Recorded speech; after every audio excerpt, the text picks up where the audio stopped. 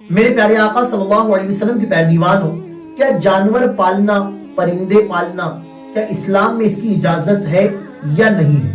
اس video میں آپ کو بتانا چاہوں گا۔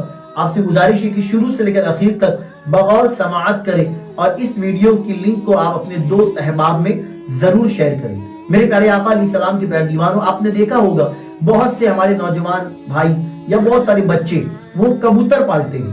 آپ دیکھتے ہوں گے کہ انہیں کبوتر پالنے کا ایک شوق ہوتا ہے اور وہ کبوتر پالنے میں بڑے ہی مصروف رہتے ہیں، بہت ہی مگن نظر آتے ہیں۔ تو کیا کبوتر پال سکتے ہیں یا نہیں؟ تو یاد رہے کہ کبوتر پال سکتے ہیں، لیکن کبوتر بازی یہ حرام ہے۔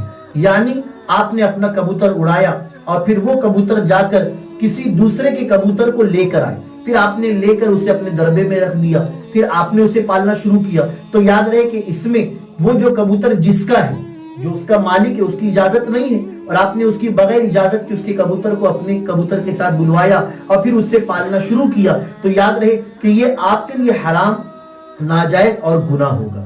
یاد رہے کبوتر پال تو سکتے ہیں۔ اسی طرح بہت سے لوگ آپ دیکھیں گھروں میں چڑیا پالتے ہیں، ہے نا، پنجرا آپ کرافٹ مارکیٹ وغیرہ سے لے کر آتے ہیں اور اس میں ایک چڑیا ہوتی ہے، اب خوبصورت الگ الگ رنگ کی ہوتی ہے، تو بہت سارے بچے بھی کہتے ہیں ماں باپ سے کہ ہمیں پالنا ہے، کسی کا دیکھا دیکھی۔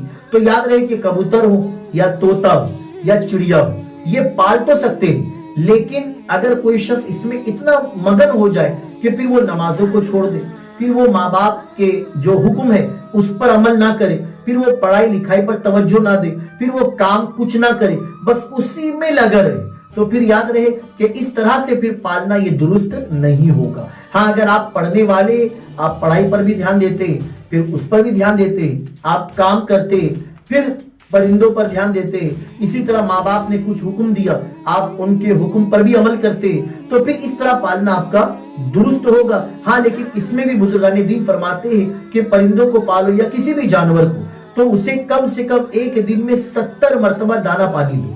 اب 70 مرتبہ سے مراد ایسا نہیں کہ گن کر 1 2 3، بلکہ بار بار اسے پوچھو، یعنی سامنے اس کے پانی رکھ دو یا جو اس کا چارہ ہو جو وہ کھاتا ہو، اب اس کو رکھ دو تاکہ دیکھو اسے بھوک پیاس تو نہیں لگے۔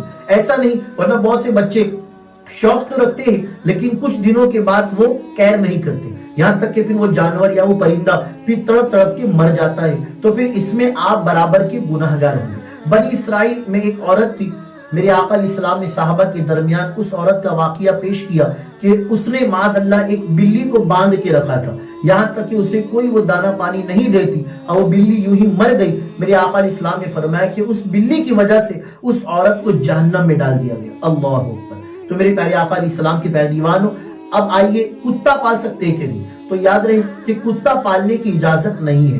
ہاں، یہاں پر مفتین کرام نے ان لوگوں کو اجازت دی کہ جس طرح جو گاؤں وغیرہ میں رہتے ہیں، کھیتی باڑی یا پھر جن کی جان کو خطرہ ہو، تو اس جگہ پر اور پھر وہ جو کچھ چند شرائط ہیں اس پر وہ کتا پال سکتے ہیں، ورنہ جو شوقیہ طور پہ کتا پالتے ہیں تو حدیث پاک کا مفہوم ہے کہ روزانہ 2 قرات یعنی 2 احد پہاڑ کے برابر ان کے نام اعمال سے ثواب نکال دیا جاتا ہے۔ اللہ اکبر۔